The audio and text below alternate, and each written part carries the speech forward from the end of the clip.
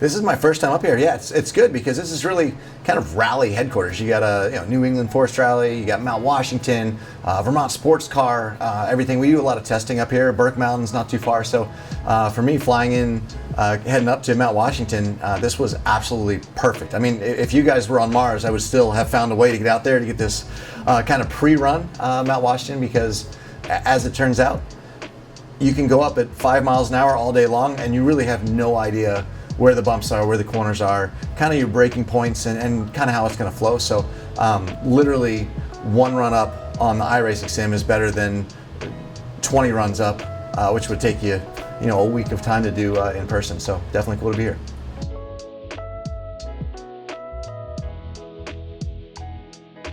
Yeah, it's first time on Mount Washington. I got to do with kind of it was rally car transverted into like a rallycross car.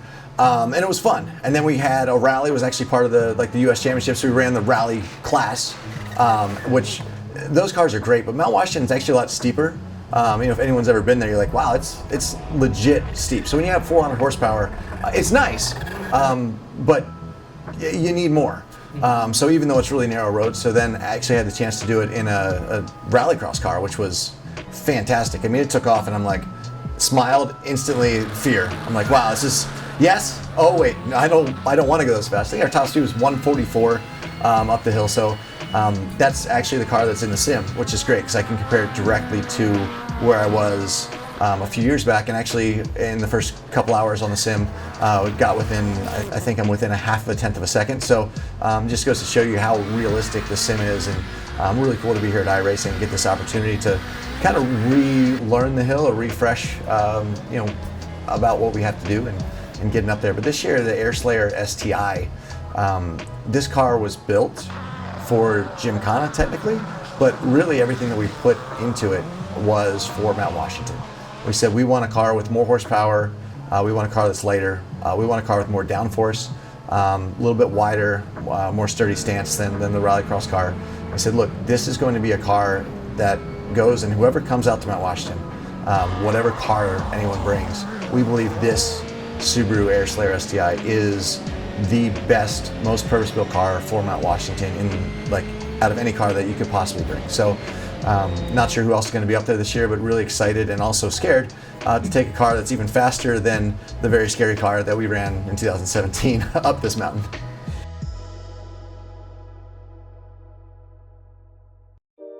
Yeah, it was like buckle up, Buttercup. Walked into iRacing. I didn't need the seatbelt. I put it off the road pretty quick.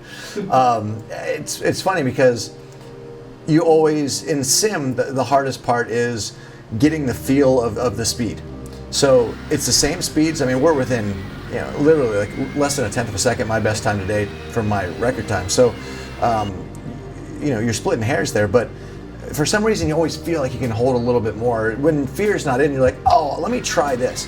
But that's the greatest part about sim racing, is that you can really push the envelope. And when I go, up to Mount Washington here tomorrow, I'm gonna know exactly where I can push and where I shouldn't, because I've gone off that road in about every corner. And luckily we can maybe tally what the damage would have been, but hopefully I'll be able to take all the damage out here and then have a safe and successful run up Mount Washington.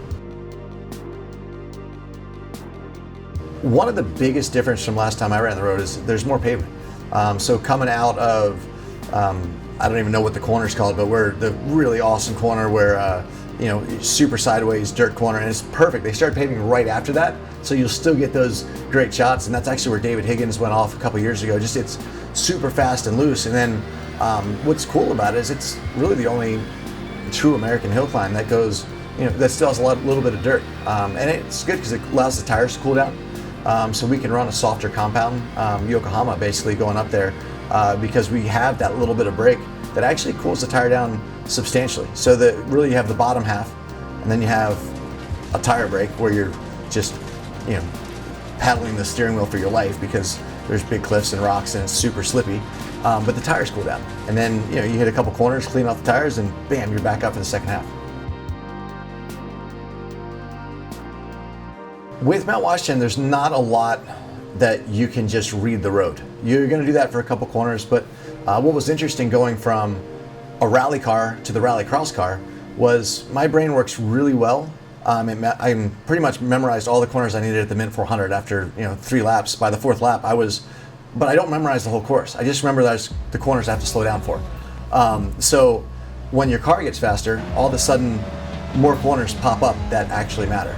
So for me, it'll be like, okay, this is a lift, this is a brake, and then I won't really remember anything through everything that's just max.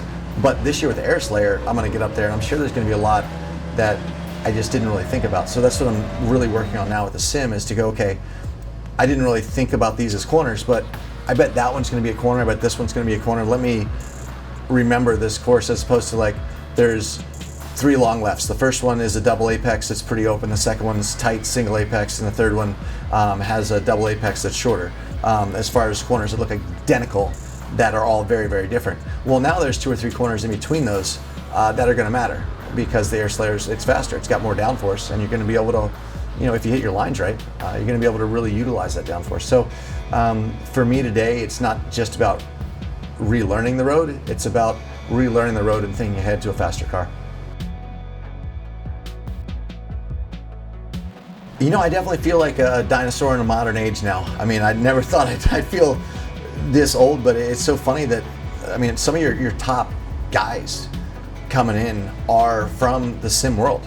That's where they really got their start, and found their passion into racing, and they understand so much more. All the NASCAR kids, I call them, they understand so much more about the setup, because they've been on iRacing. They figured out what the different setups do, how that affects the car.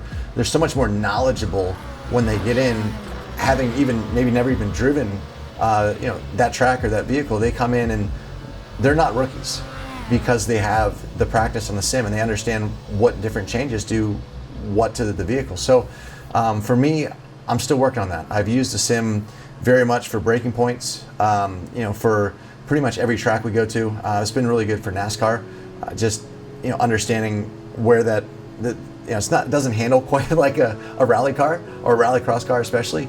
They're a lot bigger. I have a tendency to overdrive and to flat spot the tires, and the sim helps me to back my corners up and to really understand where that roll speed comes from. And it's cool when you have the little, the green and the red on top of your screen. You can see, okay, this feels faster, but this line is faster, or I can carry that line a little bit wider, or hey, maybe don't go quite as deep in the corner, back it up a little bit. So there's a lot of things that you can learn that actually goes straight into the real world. For me, nothing has been more important than this weekend coming with Mount Washington, because there's so many corners. A lot of them look identical, and some have a 100-foot drop on the outside and they're hairpins, and some are wide open, and it's very important that I don't mess that up.